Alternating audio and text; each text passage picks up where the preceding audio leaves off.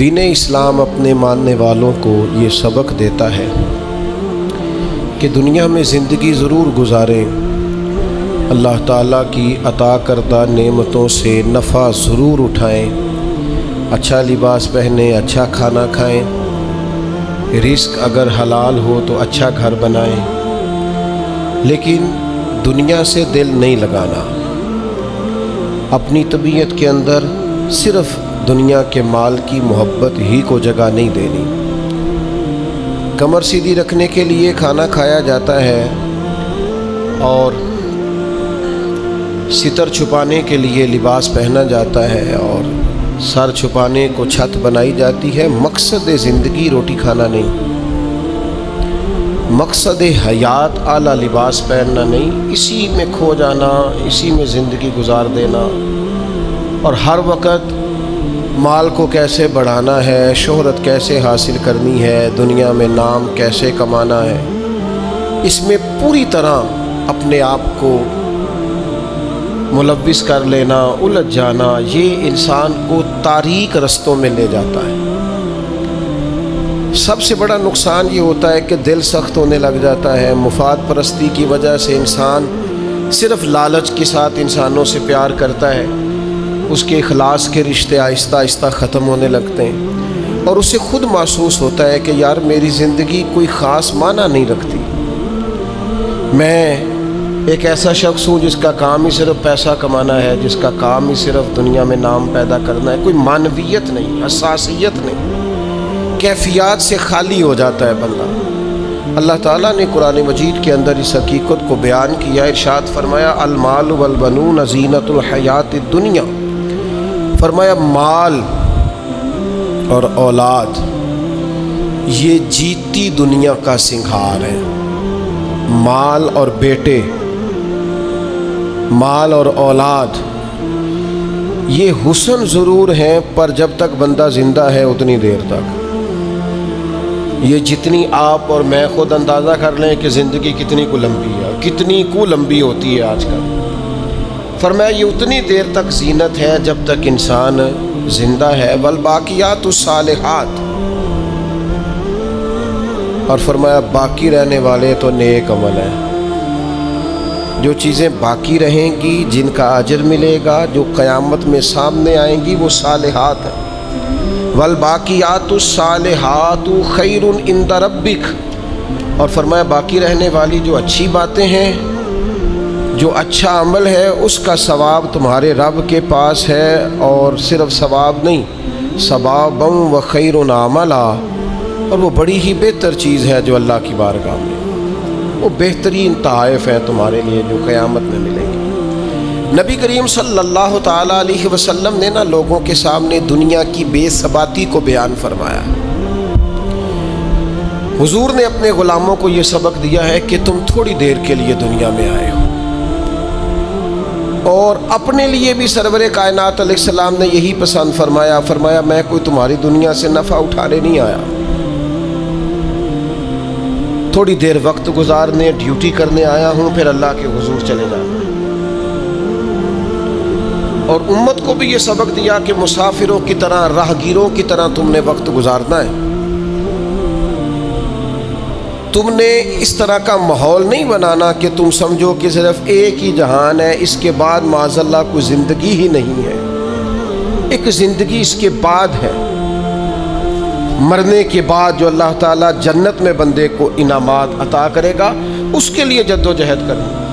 حضرت مولا علی شیر خدا رضی اللہ تعالیٰ عنہ روایت فرماتے ہیں، فرماتے دو قسم کے بیٹے ہوتے ہیں، ایک دنیا کا بیٹا ہوتا ہے، ایک آخرت کا بیٹا ہوتا ہے۔ فرمایا دنیا کے بیٹے نہ بننا، آخرت کے بیٹے بننا۔ اور نبی کریم علیہ السلام نے فرمایا وہ لعنتی ہے جو درہم و دینار کا بندہ بن گیا ہے۔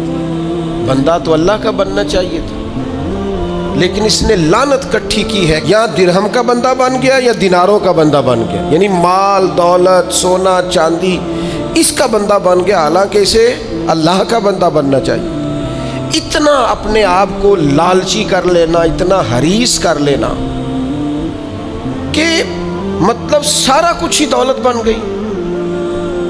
ہر چیز کو دولت کے نقطہ نظر سے دیکھنا شروع کر دیا. اس قدر زیادہ لوگ الجھ گئے کہ قرآن مجید نے کہا الہاکم التکاثر حتی زرتم المقابر. فرمایا تمہیں غافل کر دیا ہے مال کے لالچ نے یہاں تک کہ تم نے قبروں کے منہ دیکھ لیے. یعنی مرتے دم تک صرف پیسہ اکٹھا کیا ہے، صرف اور صرف اپنی ذات کے فروغ کے لیے، اپنے میک اپ کے لیے، اپنے آپ کو بنانے سنوارنے دکھانے نام پیدا کرنے میں وقت ضائع کر دیا. اور یہ بہت بڑا مسئلہ ہے ہمارے دور کا. ہم اپنے ذاتی قد کو اونچا کرتے رہتے ہیں ہر وقت، میرا نام ہو جائے، پتہ چل جائے کوئی. اور سیانے سیانے بندے، معاملہ فہم بندے، مدبر آدمی، ایسا نہیں کہ بیوقوف ہیں، سمجھدار ہیں، لیکن بیچارے تصویروں کے چکر میں پڑے ہوئے ہیں، فوٹو بازی کر رہے ہیں. آپ حیران ہوں گے کہ ہماری قوم ایک طرف یہ ہے کہ لوگ بیچارے بلوں کے لیے پریشان ہیں کہ ان کے پاس ادا کرنے کو پیسے نہیں، اور دوسری طرف ہمارے پاس اتنا پیسہ ہے کہ صرف بڑے سارے بورڈ پر ہم نے بڑی ساری ایک فلیکس لگوائی ہے جس کی کوئی ضرورت نہیں تھی. اس پہ عید مبارک لکھا ہے اور مسئلہ عید مبارک کا نہیں تھا، وہ جس کی نیچے فوٹو لگی تھی نا، اس نے ذرا دکھانا تھا کہ میں بھی یہاں رہتا ہوں. یہ کیا ہے بھلا؟ یہ وہ نفس کی تسکین ہے، یہ وہ قرار ہے کہ جس کے پیچھے تھک گئے لوگ. یعنی کو تھوڑی تعریف کر دے دل ٹھنڈا ہو گیا، سکون آ گیا. وہ ذرا پتہ چل گیا 10 آدمی مجھے جانتے ہیں، کوئی تسلی ہو گئی. یہ اتنی بڑی نفس پرستی میں انسان لگ جاتا ہے کہ پرانے جو حکمران ہوتے تھے انہوں نے وظیفے پہ لوگ رکھے ہوتے تھے کہ تم نے ہماری تعریفیں کرنی، تنخواہیں ملتی تھیں خوش آمدید کرنے. شعراء کو خریدا جاتا تھا ہمارے مناقب لکھو، نفس کی تسکین. لیکن کچھ رب کے بندے ایسے بھی تھے، انہوں نے قرآن جب غور سے پڑھا، جنہوں نے احادیث مبارکہ کو بالغ نظری سے دیکھا، جنہوں نے صحبت رسول قریب سے اٹھائی، تو انہیں طے ہو گیا کہ اصل گھر تو آخرت کا گھر ہے. والآخرۃ خیر وابقیٰ، آخرت خیر والی بھی ہے، ہمیشہ باقی رہنے والی. جب یہ طے ہوا تو پھر ان لوگوں کی صورتیں لوگوں کے سامنے آئیں، تو ان کی زندگیاں بھی لوگوں نے دیکھی تو عش کر اٹھے. ان پہلی صف کے زاہدوں کو دیکھو گے نا، تو جب سب سے پہلے نام گنو گے تو ان میں ایک نام حضرت عمر فاروق کا بھی ملے گا. معاذ اللہ ثم معاذ اللہ، نقل کفر نہ باشد. کچھ لوگ ایسے بھی ہیں رفس زدہ، اور ایسے لوگ جنہوں نے معاذ اللہ ثم معاذ اللہ صحابہ کے بارے میں جن کی رائے ٹھیک نہیں. آپ حیران ہوں گے کہ جو معاذ اللہ ثم معاذ اللہ حضرت عمر کے بارے میں رائے ٹھیک نہیں نہ رکھتے، یہ کمال ہے نا. جو رائے ٹھیک نہیں رکھتے یہ وہ بھی کہتے ہیں کہ 10 سال سے زیادہ وقت تک 24 لاکھ مربع میل پہ حکومت کرنے والے شخص نے اپنے گھر میں 1 روپیہ بھی نہیں جانے دیا. آپ اسے چھوٹی بات سمجھتے ہیں؟ بہتا دریا ہو اور بندہ کہے نہیں میں نے خشک رہنا ہے، یہ کیسے ہو سکتا ہے؟ یعنی کٹر مخالف بھی کہتا ہے کہ نہ مال خزانہ میں سے کوئی عمر کی جیب میں آیا ہے، نہ عمر فاروق کی اولاد کی جیب میں آیا، انہوں نے آنے دیا ہی نہیں. وہ جو زہد تھا نا، ذہن بن گیا تھا کہ دنیا نہیں کٹھی کرنی، آخرت بچانی ہے. اور یہ ایک بات اور بھی ذہن میں رکھ لیں، زہد سے مراد یہ نہیں کہ بندے کی جیب میں کوئی شے نہ ہو تو پھر وہ زاہد ہوتا ہے. حضرت سلیمان بھی زاہد تھے پر انہوں نے دنیا پر حکومت کی ہے. زاہد تھے جناب یوسف علیہ السلام بھی، پر حکمران بھی تھے. کوئی نہیں ملے گا اتنا بڑا زاہد جتنے بڑے زاہد اور پرہیزگار حضرت عثمان غنی تھے، پر گھر میں لاکھوں کروڑوں پڑے رہتے تھے. پیسہ ہونا اور بات ہے، لیکن دل پیسے سے لگا ہونا یہ اور بات ہے. حضرت عمر رضی اللہ تعالیٰ عنہ کی زندگی ساری پڑھ لو اور غور سے پڑھ لو. معاذ اللہ کوئی ناقدانہ انداز میں بھی پڑھ لے، مخالف آئے میدان میں، ایک بات ماننی پڑے گی کہ دائیں بائیں آگے پیچھے دولتیں پھرتی رہیں، پر فاروق اعظم کی نظر کو دولت لبھا نہیں سکی. ان کا دھیان سیدھا یا بیت اللہ شریف کی طرف رہا ہے یا گنبد خضرا والے محبوب کی طرف رہا ہے. لبھایا نہیں کسی چیز میں، نہ کوئی چیز قریب آ ہی نہیں سکی. حضرت سعد بن ابی وقاص رضی اللہ تعالیٰ عنہ کا ایک قول ہے، اور درجنوں بیسیوں سینکڑوں باتوں اور کتابوں کا نچوڑ ہے. حضرت سعد بن ابی وقاص رضی اللہ تعالیٰ عنہ بیان کرتے ہیں، مصنف ابن ابی شیبہ میں موجود ہے. حضرت سعد بن ابی وقاص کہتے ہیں مجھے اللہ کی قسم عمر کوئی ہم سے مقدم آدمی نہیں تھے، لیکن درجہ بہت زیادہ لے گئے. کو پہلے نہیں آئے، ان سے پہلے بھی لوگ آئے. کوئی زیادہ آگے بڑھ کے زیادہ کام نہیں کیا. یہ صحیح سند سے مصنف ابن ابی شیبہ میں موجود ہے. حضرت سعد بن ابی وقاص کہتے ہیں اللہ کی قسم ایک بات تھی اس کی وجہ سے عمر صاحب سے آگے نکل گئے. حضور وہ کیا؟ فرمانے لگے عمر نے دنیا داری سے دل نہیں لگایا، مال سے، لالچ سے، حرص سے، ہوس سے دور رہے. عمر ان کی دنیا سے بے رغبتی ان کو آگے لے گئی. اور یارو دانش مندان دا کم نہیں، دل دنیا تے لانا اس ووٹی تے لکھ خامد کیتے. درویش سے پوچھا، حضور کہنے لگے حضور یہ زمین میری ہے، تو ہنس پڑے، کہنے لگے تیرے سے پہلے کس کی تھی اور تیرے بعد کس کی ہوگی؟ دانش مندہ دا کم نہیں، دل دنیا تے لانا اس ووٹی تے لکھ خامد کیتے. جو کیتا سو کھانا، تو کھا جاتی ہے. روز نیا خامد کرتی ہے یہ دنیا، ہر روز نیا حکمران بناتی ہے. آپ کے ملک میں کئی وزیر اعظم ہیں جو زندہ ہے، پوچھتا کوئی نہیں. کئی صدور رہ چکے ہیں، زندہ ہے، پوچھتا کوئی نہیں. دنیا کا جو سب سے بڑا عہدہ تھا بظاہر وہ ملا ہے، لیکن حال کیا ہے؟ کچھ بھی نہیں. جب تک کرسیوں پہ تھے حیثیت اور تھی، کرسی سے اترے تو حیثیت. حضرت عمر کی زندگی کا بڑا سبق یہ ہے کہ دنیا سے بے رغبت ہو جاؤ. جو تمہارا ہے بس وہی تم نے حاصل کرنا ہے. آنے والی نسل کو بھی حرص، ہوس، لالچ، مفاد پرستی پہ نہ لگاؤ. آپ نے ناراض نہیں ہونا، چند دن پہلے مجھے ایک یونیورسٹی میں بلایا گیا لیکچر کے لیے، تو کہنے لگے جی مین آپ نے بات چھیڑنی ہے، بالکل مین. آخر کیا وجہ ہے کہ پڑھے لکھے سمجھدار اتنی بڑی ڈگریاں اور پھر لوگ غلط طرف نکل جاتے ہیں؟ تو میں نے کہا مجھے زیادہ تو نہیں پتا، لیکن ہم جب پڑھتے تھے نا تو جس بچے سے پوچھتے تھے نا، زیادہ بچے یہی کہتے تھے بڑے ہو کے کیا بنو گے؟ کہتے میں نے ڈاکٹر بننا ہے اور مخلوق کی خدمت کرنی. زیادہ تر یہی کہتے. وہ بڑے ہو کے ڈاکٹر تو بن گئے پر اگلا لفظ بھول گئے. ڈاکٹر بن گئے وہ، لیکن مخلوق کی خدمت کرنی ہے یہ وہ. پھر انہوں نے چونکیاں رکھی ہیں 2-3، ایک پہ فیس جمع کرا لو، ایک آگے آ جاؤ، یہ اتنے پیسے مشورے کے ہیں، یہ پھر دوائی بھی وہاں سے لینا جہاں سے میں نے کہی ہے، ٹیسٹ بھی اس لیبارٹری سے کرانا جو سب کی بات نہیں کرتا، لیکن جو ہے وہ بہرحال ہے. خدا را کہیں تو دنیا داری چھوڑ دو، کسی مقام پر تو اس کو چھوڑ دو. وہ یار میں تو اس دن بڑا ہی تڑپا تھا جس دن ایک بوڑھے نے مجھے آ کے کہا تھا پیر صاحب میں تھوڑی ماں باپ کی شان تے تقریر سنی ہے، کیا بات ہے. لیکن آپ کو پتہ ہے آج کل بچوں سے بھی عزت کرانے کے لیے باپ کا مالدار ہونا ضروری ہے.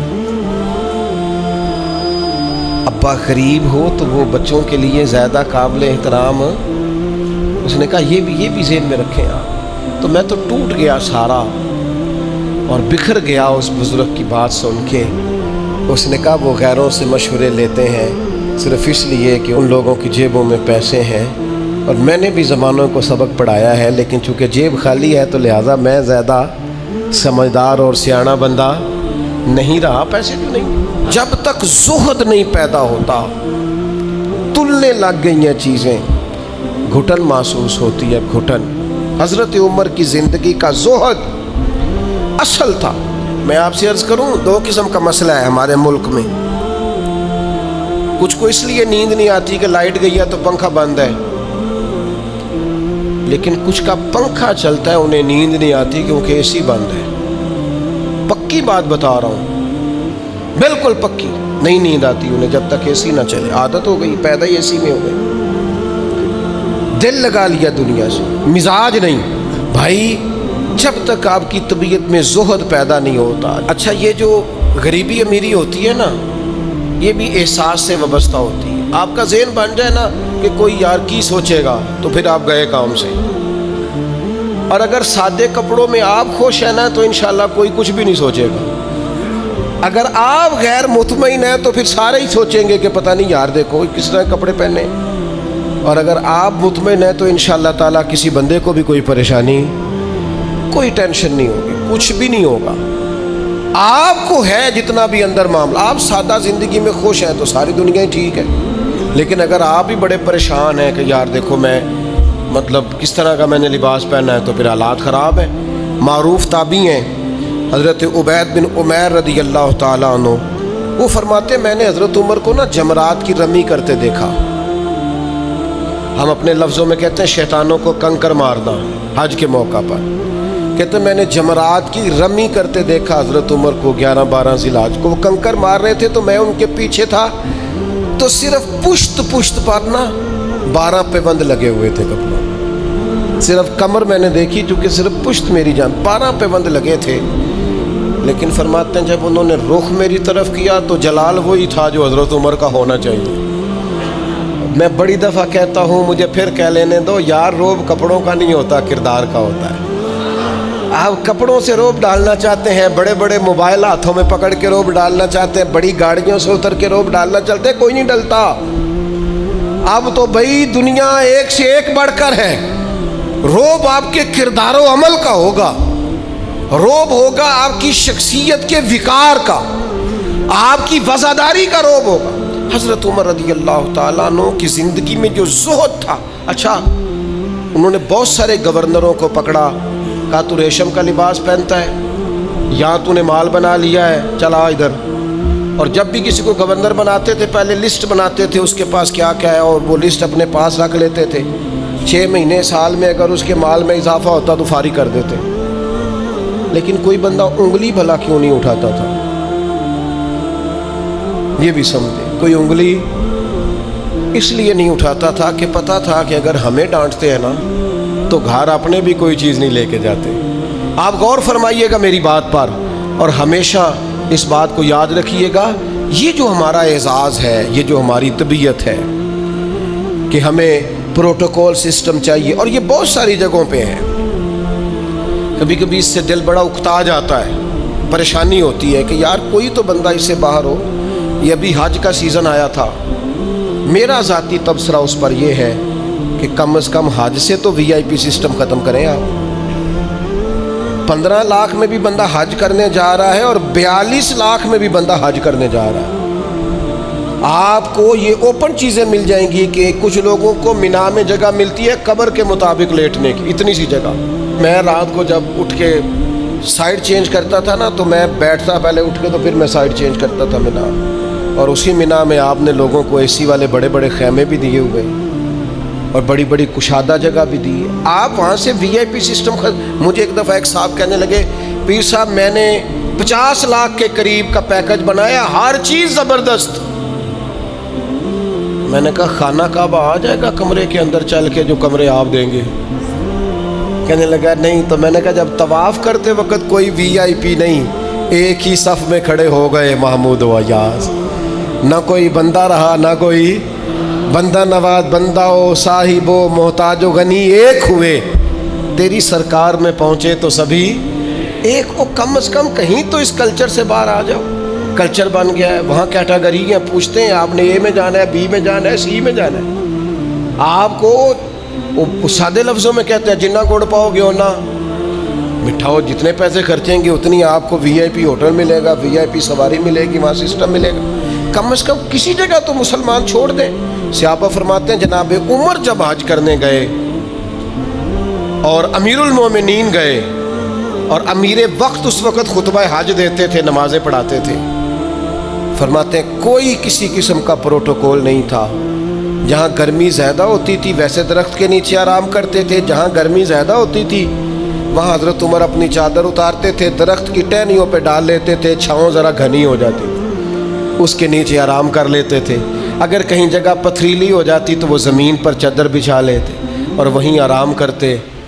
اور ایک نقطہ میرے ذہن میں آیا ہے، میں آپ کی خدمت میں عرض کر رہا ہوں، میرا خیال ہے کہ جب امیر وقت اس طرح کا ٹائم گزارتا ہے تو پھر غریبوں کو بھی غریبی یاد نہیں رہتی، پھر کلچر ہی بدل جاتا ہے ملک کا، پھر کوئی بندہ شکوہ نہیں کرتا، وہ سمجھتا ہے یار مطلب جب ہمارا امیر اس طرح ہے۔ لیکن جناب امیر صاحب اتریں گاڑی سے اور 4 چھتریاں ان کے سامنے کر دی جائیں اور ہٹو بچو اور پیچھے ہٹ جاؤ کا رنگ ہو، پھر کیفیات کچھ اور ہوتی ہیں۔ اپنی زندگی کو سادہ کریں، اپنے اٹھنے بیٹھنے کو سادہ کریں، اپنی غذاؤں کو سادہ کریں، اپنی ملاقات سے تکلف نکال لیں۔ آپ کیا ہیں، کچھ ہیں، کوشش کریں کہ اند اللہ اچھے مومن بننے کی کوشش کریں۔ باقی اس کلچر سے جتنا آپ اپنے آپ کو بچائیں گے سوسائٹی میں خوبصورتی پیدا ہوگی۔